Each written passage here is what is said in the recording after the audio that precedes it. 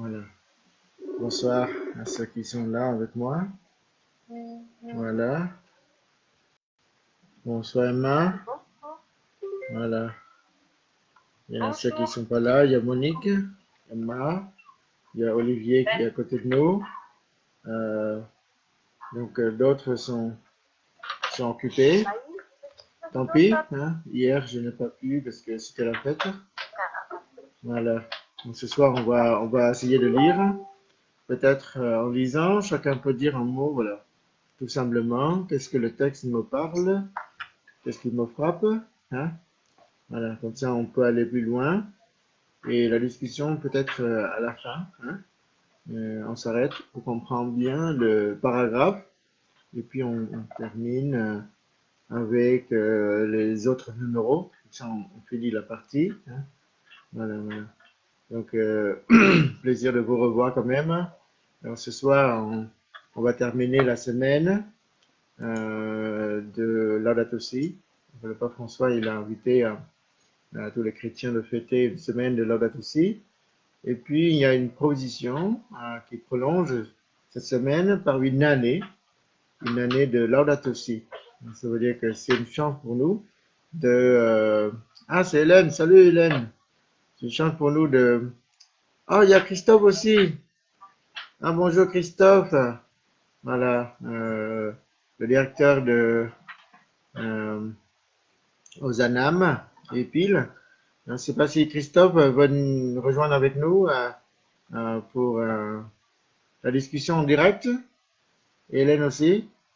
Si vous voulez rejoindre en direct, faites-moi signe. Ça, je vais vous rajouter dans le groupe de discussion. Hein. Sinon, là, c'est justement, vous allez écouter. Donc, je vous invite dans bientôt, comme dans quelques jours, on va fêter la Pentecôte. Nous allons chanter Viens Esprit de Sainteté. D'accord? Voilà. Viens Esprit de Sainteté, viens Esprit de lumière, viens Esprit de feu, viens nous embraser. Viens Esprit de Sainteté, viens Esprit de lumière, viens Esprit de feu, viens nous embraser. Viens Esprit d'éther, sois la lumière, fais jaillir des cieux la splendeur de gloire.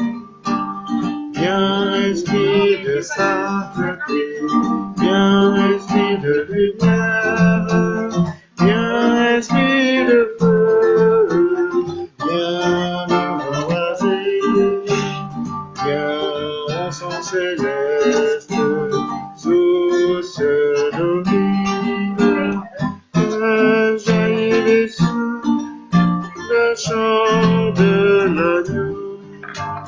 Viens Esprit de sainteté, viens Esprit de lumière, viens Esprit de feu, viens nous embraser. Esprit d'allégresse, foi de l'Église, fais jaillir les cœurs, le chant de l'agneau. Viens Esprit de sainteté, viens Esprit de lumière, viens Esprit de feu, viens nous embrasser. Voilà. Bien. Asseyez-vous là. Très bien. Voilà. Donc, bienvenue à tous ceux qui nous rejoignent sur Internet pour ce temps de lecture de Laudato Si. Donc, nous sommes au troisième chapitre de ce document merveilleux du pape François qui est publié en pile point 5 ans. Donc, nous venons de terminer une semaine de Laudato Si pour marquer ces 5 ans de publication de cette encyclique donc une lettre, une longue lettre du pape François adressée à tout le monde, à tous les chrétiens du monde entier et les gens de bonne volonté aussi. Donc, on a parcouru un peu le chapitre 1er, 2e. Donc, nous avons entamé le chapitre 3e. Donc, qu'est-ce qu'il y a déjà? La racine humaine de Donc, la crise écologique. voilà. Donc, la racine humaine de la crise écologique. Donc, dans ce que nous sommes en train de vivre, la crise écologique aujourd'hui, il y a toujours une racine. Et là, c'est lié à des activités humaines. Hein. Est-ce que l'homme est en train de sauver la planète ou il est en train de détruire notre maison commune, comme dit le pape François? Si la crise écologique est l'éclosion ou une manifestation extérieure de la crise éthique, culturelle et spirituelle de la modernité, nous ne pouvons pas prétendre soigner notre relation à la nature et à l'environnement sans assainir toutes les relations fondamentales de l'être humain. Donc il y a aussi, dans ce que nous sommes en train de faire, nous touchons à l'être humain même. Hein, si nous détruisons la planète, nous détruisons l'être humain. Si nous faisons que la planète soit un lieu habitable pour tous, ça veut dire qu'il y a aussi une place pour l'homme. Et si nous préparons, nous réparons nos mauvais usages de ce que nous sommes en train de faire, qui pollue la terre, ça veut dire nous réparons le lieu où habitent les hommes. Voilà. Donc la dernière fois, nous avons parlé un petit peu de la technologie, créativité et pouvoir. Le pape François, il a fait l'éloge de la technologie, hein, le développement technologique que nous avons, la révolution industrielle, avec les inventions de l'Internet que nous avons aujourd'hui et d'autres recherches encore. Voilà, de la science, c'est formidable. En même temps, il y a de mauvaises utilisations, hein, le mainmise du pouvoir.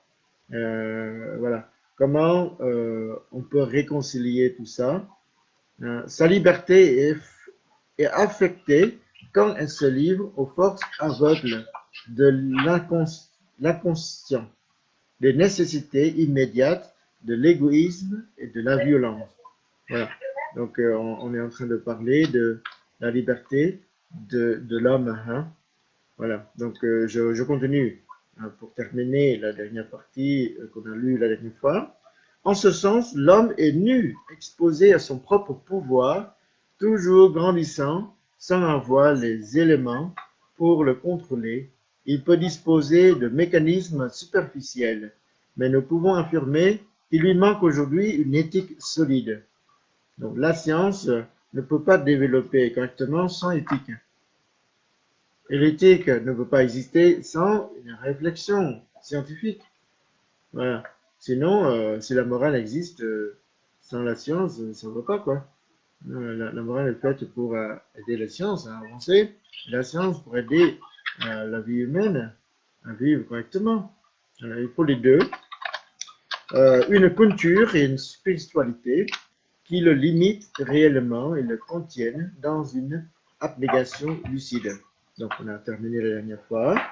Aujourd'hui, on va parler de la globalisation du paradigme technocratique. Donc, quand on dit technocratique, là, il y a le pouvoir de la technologie dedans. Voilà.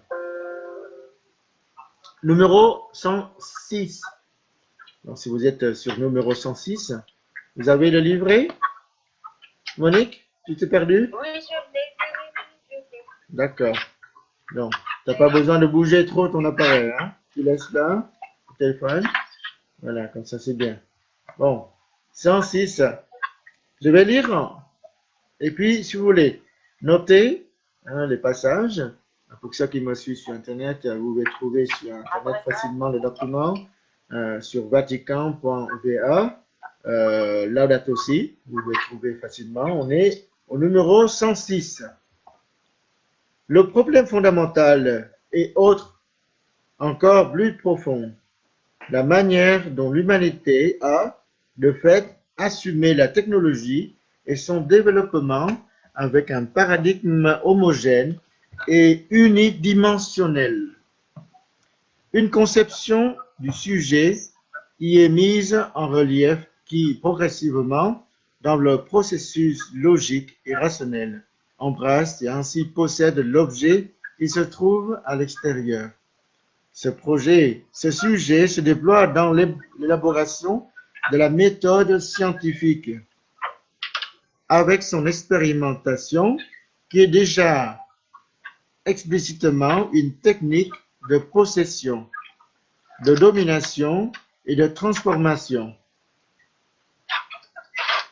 C'est comme si le sujet se trouvait devant quelque chose d'informe, totalement disponible pour sa manipulation.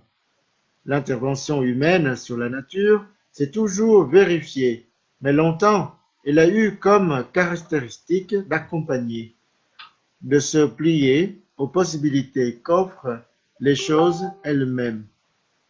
Il s'agissait de recevoir ce que la réalité naturelle permet de soi comme en tendant la main. Maintenant, en revanche, ce qui intéresse, c'est d'extraire tout ce qui est possible des choses par l'imposition de la main de l'être humain, qui tend à ignorer ou à oublier la réalité même de ce qu'il a devant lui. Voilà pourquoi l'être humain et les choses ont cessé de se tendre amicalement la main pour entrer en opposition. De là, on en vient facilement à l'idée d'une croissance infinie ou illimitée qui a enthousiasmé beaucoup d'économistes, de financiers et de technologues. Cela suppose le mensonge de la disponibilité infinie des biens de la planète, qui conduit à presser, entre parenthèses, entre guillemets, jusqu'aux limites et même au-delà des limites. C'est le faux présupposé. Citation, qu'il existe une quantité illimitée d'énergie et de ressources à utiliser, que leur régénération est possible dans l'immédiat et que les effets négatifs des manipulations de l'ordre naturel peuvent être facilement absorbés. Voilà, dans le compendium de la doctrine sociale de l'Église, le numéro 462. Voilà, on vient de lire ce parti, hein, on appelle le problème fondamental, encore plus profond. Hein. Donc, qu'est-ce que vous voyez de cela?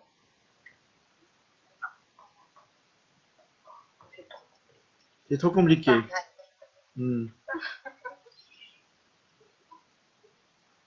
Paradigme homogène. Donc, ça veut dire que quand on pense que la nature nous dispose à l'infini des ressources, on peut utiliser ce qu'on veut. Hein. Donc, il y a des gens qu'on appelle des économistes, hein, des financiers. En fait, tout se tourne autour de l'argent. L'argent compte. Voilà. Donc, on peut utiliser l'argent pour la manipuler. Pour dire que, voilà, on va s'investir et puis, il n'y a pas de problème, il y en a assez pour tout le monde. On peut épuiser jusqu'à la fin. Ce qu'on a retrouvé, c'est que le pape François, il a dénoncé déjà, hein, il y a des entreprises qui sont venues, qui exploitent, et puis qui partent en laissant la terre déjà tellement polluée. Ouais, ce que j'entends là-dessus aussi, c'est qu'il y a un changement de rapport avant entre l'homme et la nature. Avant, on cohabitait ensemble, je dis un peu, et maintenant, en fait, l'homme est devenu possesseur de la nature. Voilà pourquoi l'être humain et les choses on cesse de se tendre amicalement. Hein. François, il appelle hein, le fait qu'on a surexploité des choses ah bah, qui revient contre nous. Voilà.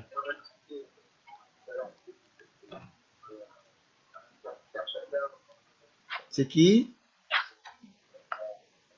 Est-ce que tu peux cesser de bouger? Parce que ça fait beaucoup de bruit, Monique. Voilà. Merci beaucoup. Voilà. On va continuer, d'accord? Tu veux lire? On peut dire, par conséquent, qu'à l'origine de beaucoup de difficultés du monde actuel, il y a avant tout la tendance, pas toujours consciente, à faire de la méthodologie et des objectifs de la technoscience un paradigme de compréhension qui conditionne la vie des personnes et le fonctionnement de la société. Les effets de l'application de ce moule à toute la réalité humaine et sociale se constatent dans la dégradation de l'environnement, mais cela est seulement un signe de réductionnisme qui affecte la vie humaine et la société dans toutes leurs dimensions.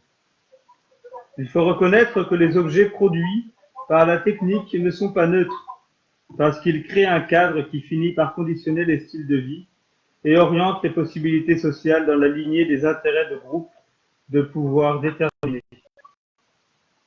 Certains choix, qui paraissent purement instrumentaux, sont en réalité des choix sur le type de vie sociale que l'on veut développer.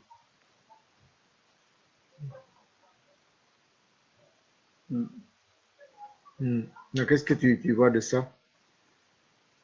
On favorise plus ou moins certaines technologies pour arriver à un objectif de vie, pour arriver à un certain style de vie. Par exemple, on va créer des objets qui vont nous conditionner derrière et qui vont nous dire bon bah voilà, si on veut être bien, il faut qu'on ait de l'Adidas, il faut qu'on porte fièrement qu'on a une marque Adidas sur nous parce que ça fait style et qu'on est bien, qu'on est branché, ou que on est le dernier portable à la mode parce que effectivement on va pouvoir regarder son smartphone et que c'est bien. Et du coup, c'est l'homme qui crée avec cette technologie un mode de pensée et un mode d'agir particulier dans l'environnement et dans le monde qui nous entoure. C'est-à-dire qu'on est disposé vraiment une sorte bon, on peut dire ce mot encore, hein, de manipulation, mais voilà, souvent on est l'homme à la mode, quoi. On court et puis les intérêts économiques, c'est en premier. C'est pas l'humain qui est au centre de toute l'activité. Donc, si on crée quelque chose, il y a des intérêts économiques dedans. Voilà. Donc, le pape François, il appelle ici, hein, pas conditionner les styles de vie, oriente les possibilités sociales dans la ligne des intérêts d'un groupe de pouvoir déterminé. C'est-à-dire que si un groupe, des capitalistes, hein, un groupe qui ont de l'argent, qui s'investissent, c'est eux qui décident tout le mode de la vie des gens. Donc, c'est ce que nous sommes en train de vivre aujourd'hui. Hein. Donc, la mondialisation, c'est une bonne chose parce que ça crée des échanges entre les cultures, entre les personnes, voilà, ça peut aider à des régions à développer. Mais en même temps, il y a une sorte de mal-utilisation qu'on peut importer des vêtements moins chers de Sri Lanka ou d'autres pays hein, parce que là-bas, on paye moins cher. Ben, tout ça, on appelle les intérêts de groupe de pouvoir déterminé.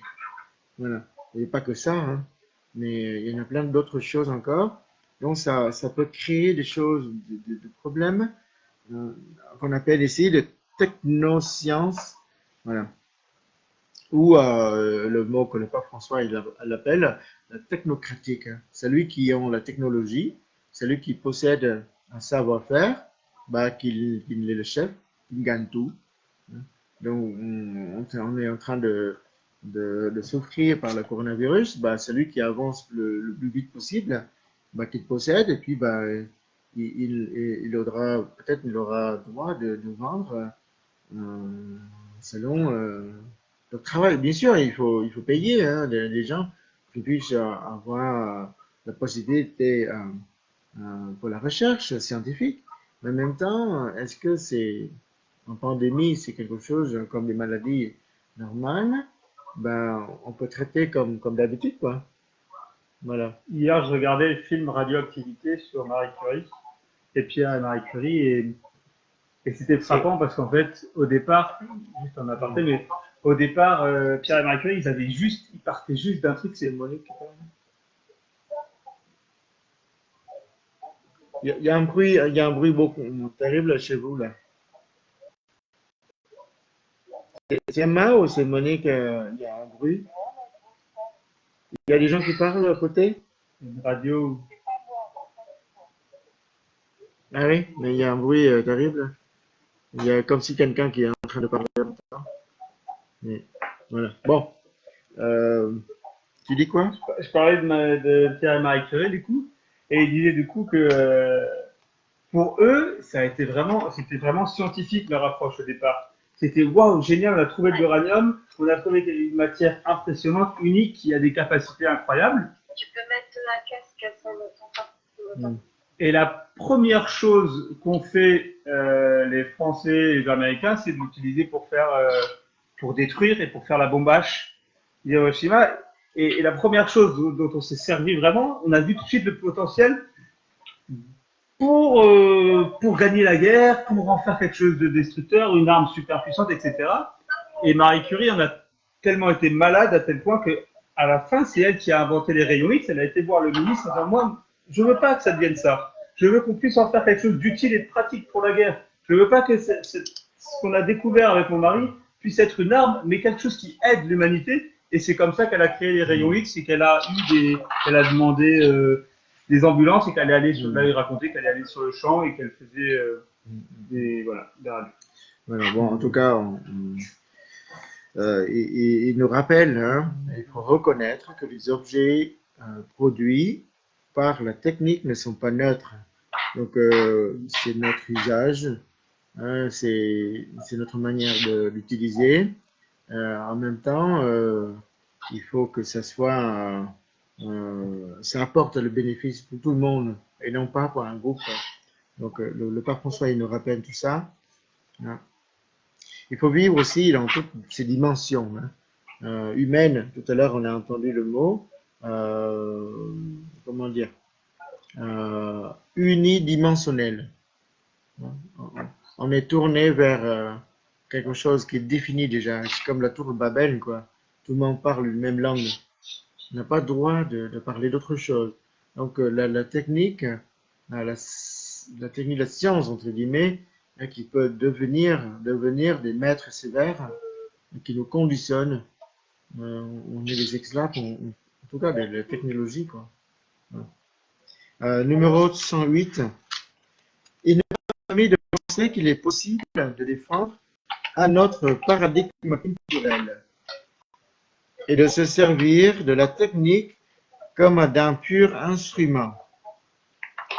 Parce qu'aujourd'hui, le paradigme technocratique est devenu tellement dominant qu'il est très difficile de faire abstraction de ses ressources. Et il est encore plus difficile de les utiliser sans être dominé par leur logique. C'est devenu comme contre-culture de choisir un style de vie avec des objectifs qui peuvent être, au moins en partie, indépendants de la technique, de ses coûts comme de son pouvoir de globalisation et de manifestation, de massification. De fait, la technique a un penchant pour chercher à tout englober dans sa logique de faire, et l'homme qui possède la technique, citation, sait que, en dernière analyse, ce qui est en jeu dans la technique, ce n'est ni l'utilité, ni le bien-être, mais la domination. Une domination au sens le plus extrême de ce terme. Donc, citation de Compendium de la doctrine sociale de l'Église, numéro 462. Voyez, donc ce qu'on vient en train de dire. Euh, donc, on peut servir la technique comme un instrument, un pur instrument. Qui conditionne l'homme, quoi, qui domine, devient tellement dominant, voilà. Euh, Donc, être différent, par exemple aujourd'hui, si je n'ai pas un téléphone, c'est pas normal, quoi. Ou si je n'ai pas un ordinateur, c'est pas normal. Si je ne regarde pas la télé, c'est imbécile, quoi. C'est quelque chose comme ça, hein? Non? Il faut courir vraiment à la technologie. Donc, on est tellement conditionné dedans. Comment on peut sortir de tout ça? C'est difficile. Tous les jours, on regarde sur la télé, quand on regarde la technologie, la technique de la publicité, c'est que euh, j'ai entendu des gens qui disent ça, hein. Tout d'un coup, on s'arrête le film au moment le plus intéressant, et puis ben, on insère la publicité, on augmente le son, hein, ça réveille les gens, et puis les gens sont captés dedans, ben, et ça crée des besoins, parfois on n'a pas besoin en fait. Et puis ben, il faut acheter. Par exemple, on se promène, on sait pas, le week-end, on se promène dans un centre commercial, ben, on a envie d'acheter quelque chose. Si on y va, on n'y va pas, on n'achète rien. Mais si on y va, ben, on revient avec quelque chose. Forcément. Voilà. Donc, parce qu'on est tellement conditionné dedans. Si l'autre fait ci, moi je le fais. Si je suis un peu différent, c'est difficile. Donc, ici, hein, il nous rappelle, attention, la technologie hein, peuvent nous dominer de telle manière, hein. Voilà. Donc, on part toujours de style de vie et puis le coût, l'argent. On achète toujours moins cher. On veut toujours le meilleur et moins cher. Ben, ça veut dire quoi? Il y a quelqu'un qui paye derrière. Si on reçoit quelque chose gratuit, ça veut dire qu'il y a quelqu'un qui paye. Si on reçoit quelque chose moins cher, ça veut dire qu'il y a quelqu'un qui est exploité. Voilà. On peut dire non, hein? Monique et puis Emma? Ou alors que Voilà. Je vous montre une très c'est belle pas fini photo. de parler. Non, c'est pas très belle photo, mais c'est une photo terrible. Voilà. C'est l'exploitation ouverte, hein, une mine de charbon. Vous voyez? On a exploité, bah, et puis on a laissé. La terre devient aride. On ne peut plus utiliser ces lieux. Dans mon village, malheureusement, le gouvernement local a vendu une colline. On a la montagne à côté, pas loin du tout. On peut creuser la terre là-bas pour faire des routes. Ben, on n'a pas fait. On a choisi une petite colline. On a creusé la colline pour prendre la terre. Et puis ça devient un trou ouvert. On ne sait pas quoi faire. Et puis les gens ont commencé à mettre le poubelle dedans. Et puis maintenant, depuis 2, 3 semaines, ça brûle sans cesse. Cette poubelle géante. Tous les villages autour hein, qui ramassent toutes leurs poubelles. Eh ben, les gens ne savent pas comment faire. Et le gouvernement, ben, c'est pas leur problème. Parce qu'ils n'habitent pas là déjà, hein, les grands, les riches. Voilà. Toujours le problème de l'argent. L'homme ne peut pas devenir serviteur de maître, quoi. Il ne peut pas servir de maître. Soit Dieu, soit l'argent. Et si on sert l'argent, ben, on est en train de se tuer. Alors, on continue la lecture. Hein. Comment? Tu dis quoi, Monique? Monique dit quelque chose? Tu es avec quelqu'un, Monique? J'avais une copine qui arrive à 7h30, alors elle écoute en même temps que toi. Ah, d'accord, c'est gentil. Voilà. Ouais. Voilà. Alors, je continue. Hein. Et c'est pourquoi, citation, idem, il cherche à saisir les éléments de la nature comme ceux de l'existence humaine. La capacité de décision, la liberté la plus authentique et l'espace pour une créativité alternative des individus sont réduits. Voilà, donc le pape François, il nous rappelle hein, ce que nous sommes en train de faire, ça réduit vraiment la capacité de décision.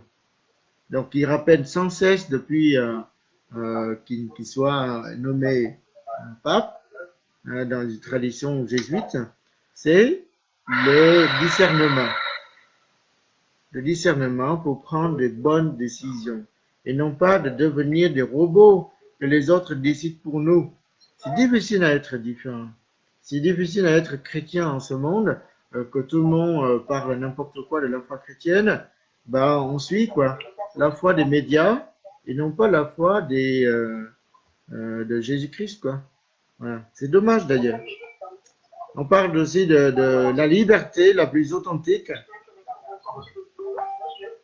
Voilà. On perd de cette liberté, vraiment, et l'espace pour une créativité alternative des individus. Voilà. Donc, l'homme est un être créé. Hein. L'homme sont appelés à devenir des inventeurs, quoi, des créateurs. Mais tout ça, c'est vraiment réduit à cause de la technocratie, quoi. Hmm. Il y a beaucoup de bruit. Voilà.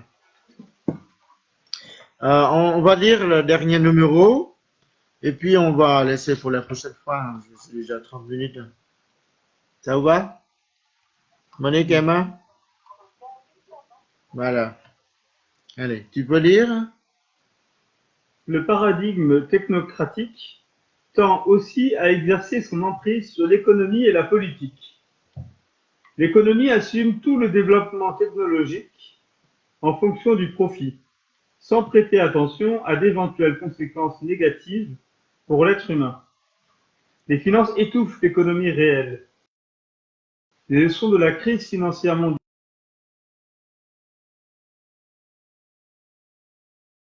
n'ont pas été retenues.